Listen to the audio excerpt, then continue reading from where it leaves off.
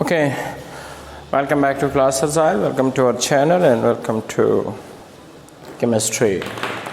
Today we will discuss very important gases law that is known as Charles law.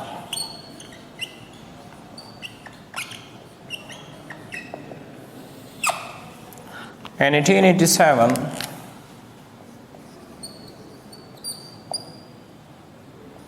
Charles ने volume और temperatures के दरमियान एक relationship बताया था and that is known as Charles law. According to Charles law,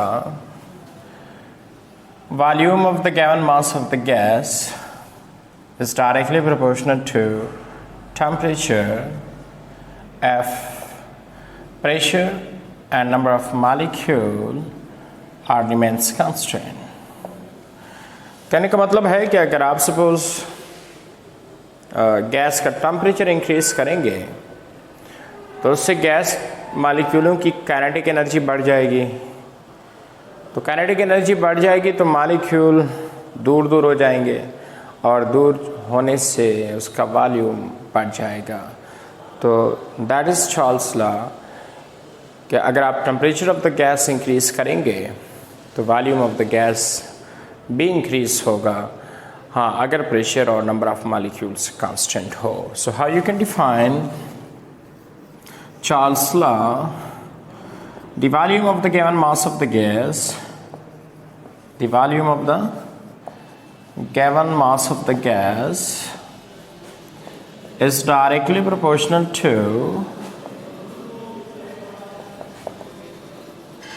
temperature, F,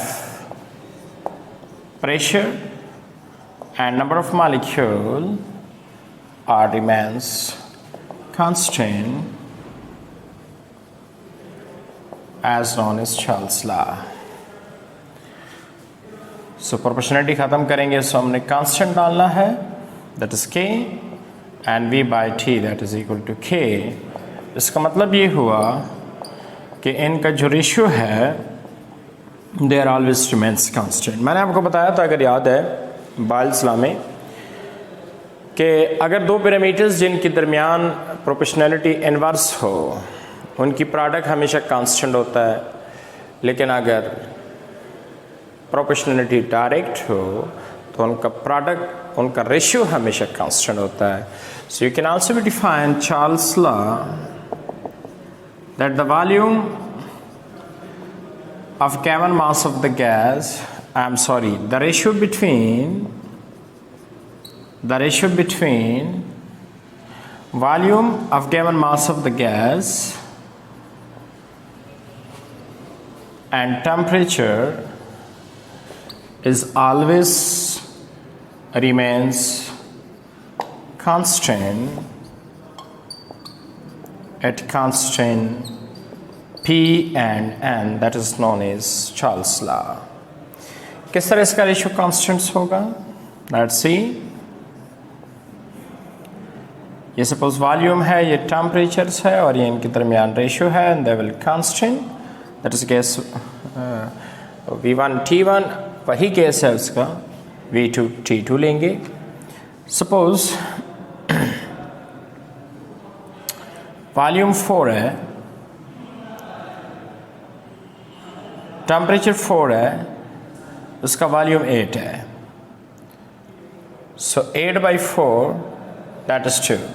अगर आपने temperature increase किया तो कितना किया, 4 to 8, तो जितना टेम्परेचर्स बढ़ाएंगे उतना वॉल्यूम भी बढ़ेगा. So that is 16. So 16/8 that is 2 and so on. तो इसका मतलब ये हुआ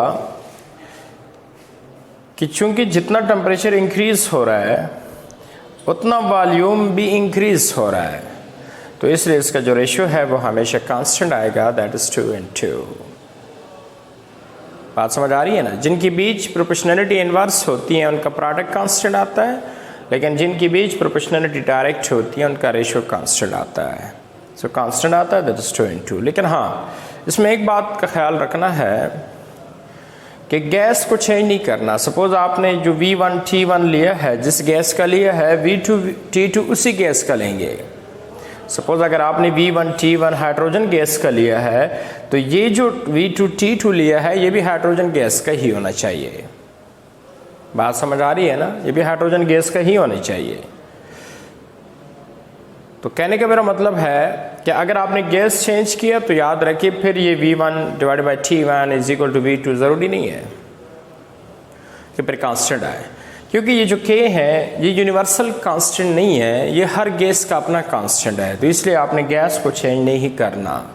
तो जो V1T1 है दैट इज़ 2, वही V2T2 भी है दैट इज़ 2। सो मैं लिख सकता हूँ कि V1/T1 that is equal to V2/T2 that is Charles law।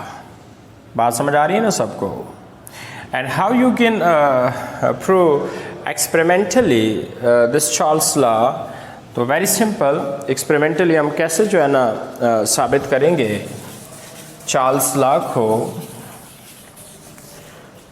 तो सपोज आप एक कंटेनर लें जिसमें गैस है और आप उसको हीट कर लें at 25 degree temperature, suppose the volume of that gas is.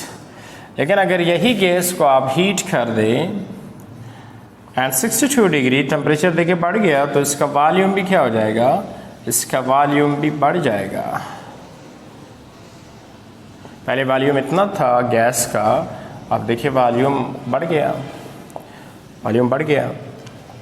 So this increase of volume as due to increase of temperature. जितना आप टेम्परेचर्स बढ़ाएंगे उतना वॉल्यूम ऑफ द गैस भी बढ़ेगा। So that is all about next very important law that is known as Charles law. So how you can define what is Charles law? The volume of the given mass of the gas is directly proportional to absolute temperature after pressure in number of molecule remains constant. Proportionality खत्म करेंगे so constant डालेंगे, so that is K. So V is equal to KT and V by T that is equal to K. So it means के the ratio between volume of the given mass of the gas and absolute temperature is always remains constant at constant P and N. लेकिन याद रखिए ये जो constant है K that is not a universal constant, ये हर gas का अपना constant है। तो इसी वजह से आपने गैस को चेंज नहीं करना। 1 2 3 4 जब आप वॉल्यूम टेम्परेचर्स लेंगे तो गैस वही होना चाहिए। अगर गैस आपने चेंज कर दिया, V1T1 में अपना है, V2T में अपना है, तो हो सकता है कि ये रेशियो जो है वो कांस्टेंट ना आए, क्योंकि K is not a universal constant, that is specific gas constant. So that is all about very important, that is known as Charles law.